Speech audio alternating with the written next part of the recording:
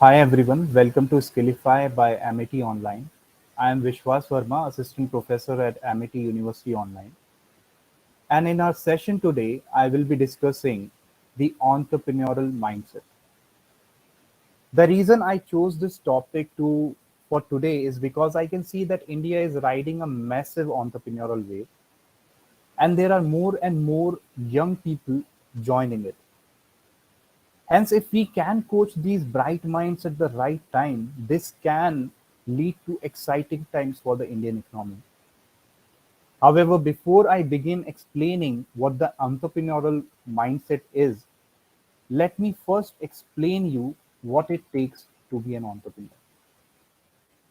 So if you look at my screen, becoming an entrepreneur has a very simple formula: an initial good idea, a willingness to engage in difficult work, and a desire to bring a bigger change.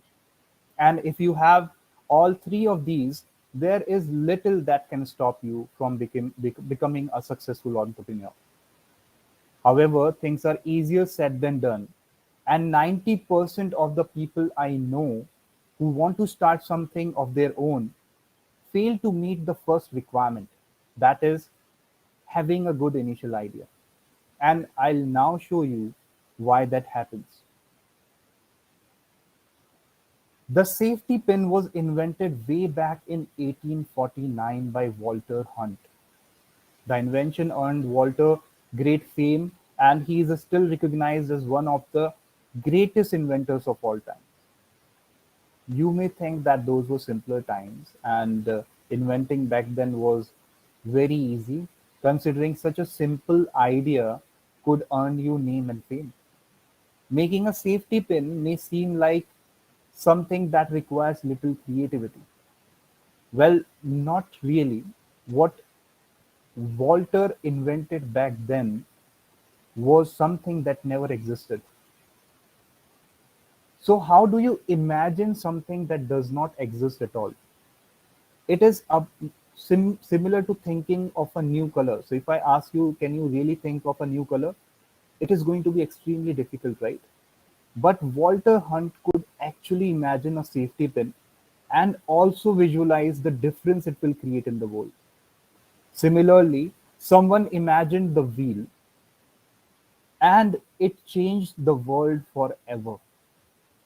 People who can see what others can't are usually the ones that can bring a bigger change. And it is this creative characteristic of all entrepreneurs that basically make them what they are. So, the first important thing that you need to develop for becoming a successful entrepreneur is creativity. The good news is it is not a unique characteristic. We all were creative at one point of time. If you don't believe me, just answer who is the most creative person around you.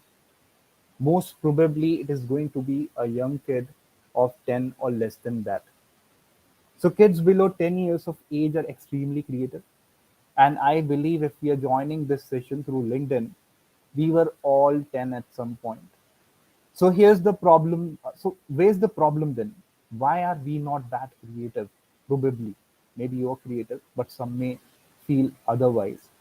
So if we were all extremely creative at that one point when we were kids, why didn't we invent WhatsApp? Why didn't I thought of developing the world's biggest online marketplace like Amazon? Why am I not Elon Musk? First, believe that you can be all that. But for that, you need to first change your mindset and become that kid again. Here's a quick exercise to help you realize what's wrong with most people today. So, although this is not an interactive session, but I have used this exercise with my students previously. And the task here is that you have to find the one that is different. Now, my students very logically were able to give me a few answers. The first answer that they gave me was that the first figure here is the one that is different. And the reason for that was because it has a recognizable shape, a shape that they recognize, a complete circle, while the others are just different things. Another student told me that the answer 5 is right, because here, unlike the others, you don't have any curves. So one, two, three, four all have curves, but the fifth one doesn't. So logically, they were both right in some or the another manner. But the problem here was in their approach. They were working on the right answer approach. That is, they were looking for just one right answer. And that is the case with this question. There was no one right answer. This takes me to a famous book by Roger Vaughan. And in that book, he said, again, I'll quote what the book was. So it's a whack on the side of the head, a great book, especially if you are someone who wants to be more creative. Please do read that book. And in that, he quoted that by the time the average person finishes college, he or she will have taken over 2,600 tests, quizzes, and exams. The right answer approach becomes deeply ingrained in our thinking. This may be fine for some mathematical problems where there is, in fact, only one right answer. The difficulty is that most of life isn't that way. Life is ambiguous. There are many right answers, all depending on what you're looking for. But if you think there is only one right answer, then you'll stop looking as soon as you find them. Now, this may take me a little off track, so I'm going to take you back on track where we were discussing entrepreneurship. So, how does this relate to being an entrepreneur? Just look at the next slide here. So what you see on your screen right now is basically a glass bottle, a soda bottle, wherein it is sealed by a metal cap. And the problem with this bottle is, unless you have really strong teeth, you cannot open it. And someone thought that, okay, this is a problem. Let me think of a solution. And the bottle opener was invented. Now, for most of us, the this problem that is opening this bottle has been resolved. That soda bottle opener is already there. And if we want to get into this particular business, what we'll think is probably let's just make this more interesting. Let's make this into a shape of a beer bottle and things like that. Things you must have seen in a lot of stores right now. So we'll be creative with how we can change this particular bottle opener. But an entrepreneur wants to bring a bigger change, right? Like I said, he'll have an initial idea, and you have a desire to bring a bigger change.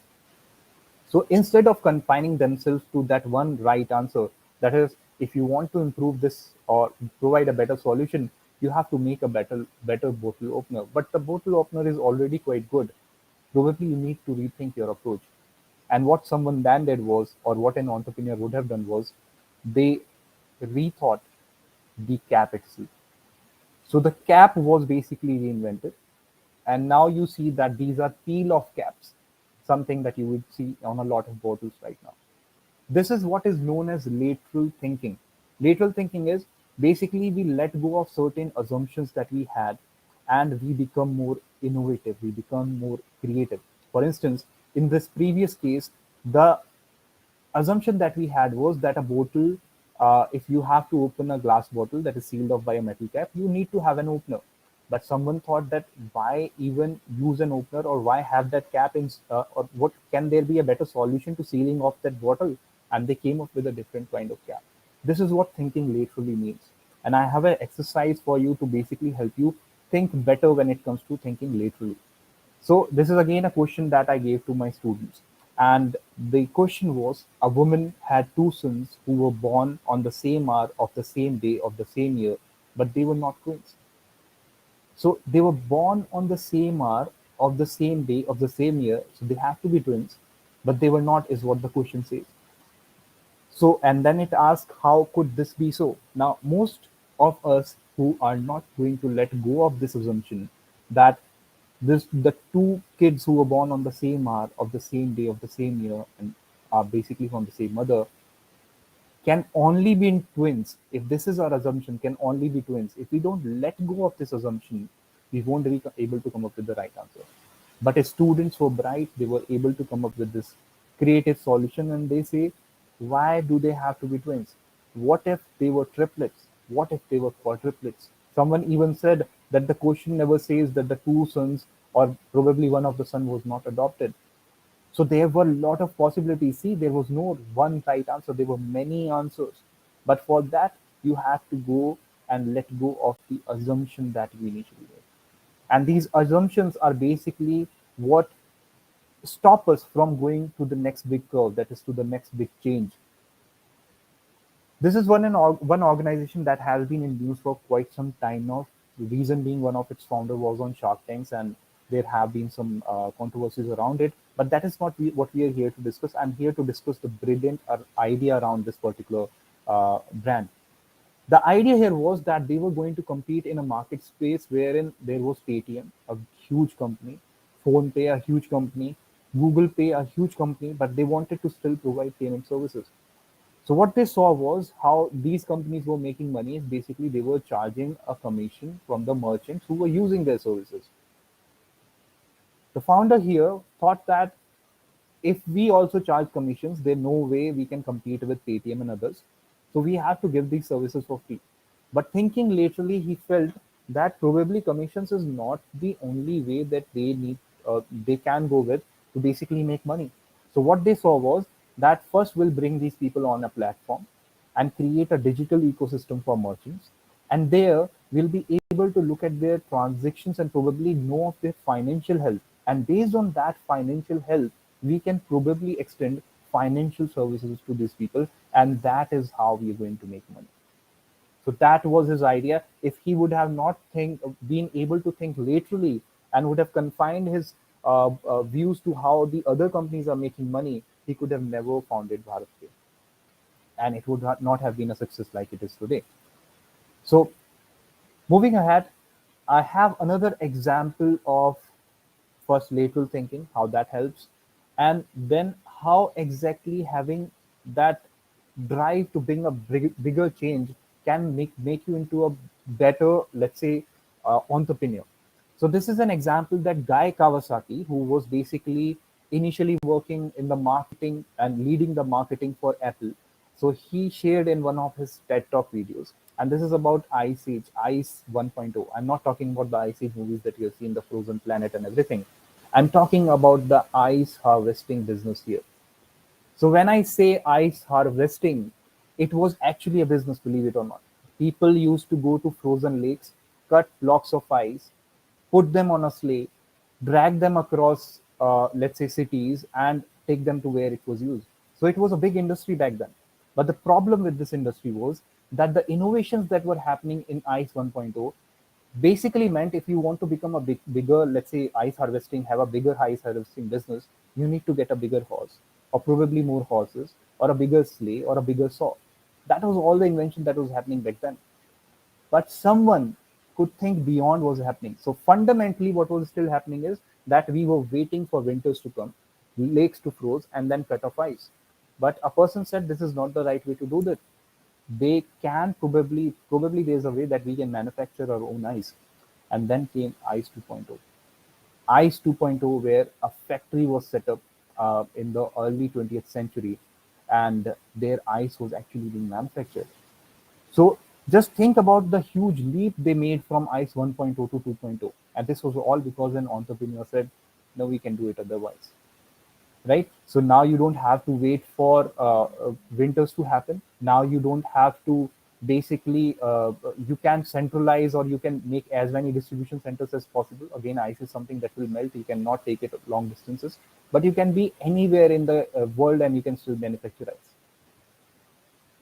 For most of us, this will be it. This is the height of innovation that we have reached because this is all that we know. And you probably will not believe it because you've seen something better than that. And that better is ICE 3.0. That is a refrigerator. So someone thought, why make ice in a particular centralized factory? Why cannot we make a device which basically people can buy and use it to make their own ice? And refrigerators were born. Now the big idea is this is ICE 3.0, and for us this is probably the best solution. But there will be an entrepreneur that will probably come and say, probably we can still do better, right? So that is what entrepreneurship is about. You have to think about bringing. You should have a desire to bring a bigger change. Only then you can disrupt a particular market. Now, we talked about having an initial idea which will be easily accomplished if you can only think laterally. And then we talk about why a vision to bring a bigger change is important.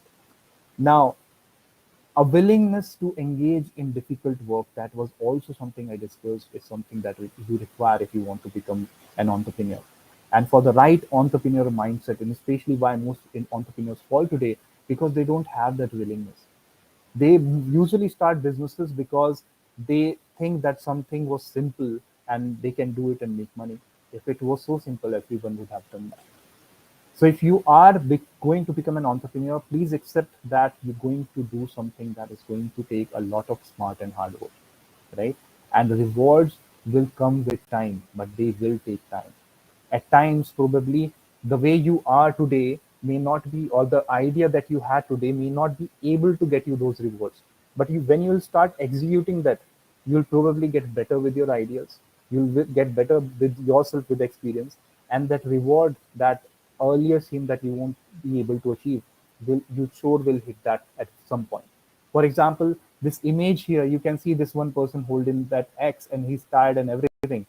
But if he continues this job, he will be better at excavating that tunnel.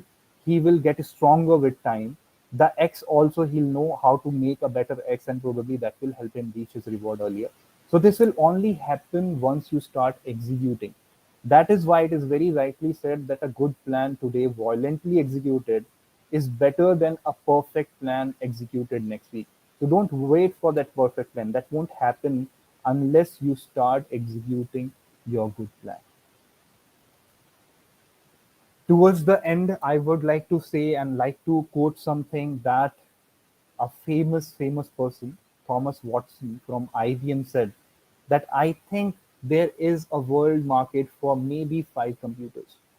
So this is what he said. Now between you and me, probably there are more than 5 computers right now. So whosoever is watching and me. So if just believe, let's say Steve Jobs would have believed this person back then, that there is no market for personal computers, he would have stopped working on the Macintosh. But he didn't, because he believed that he can bring that change. He can really create a personal computer. He can come up with a device that everyone will use. And he did that. So that is entrepreneurial mindset. That is the biggest thing, that you have to believe in the change you want to see in the world. Again, quoting Mahatma Gandhi here, that be the change you want to see in the world. And that is what entrepreneurs are. They bring that change. Your initial idea may sound, let's say, funny to some or non-practical to some, and it's only because they're not as innovative as you are, they're not as creative as you are, and they cannot imagine something that did not exist, something like a safety pin back in 1849. No one could have imagined that, but Walter Hunt did, and he became a successful person. So if you can imagine your own safety pin, please execute it and be the change that you want to see in the world.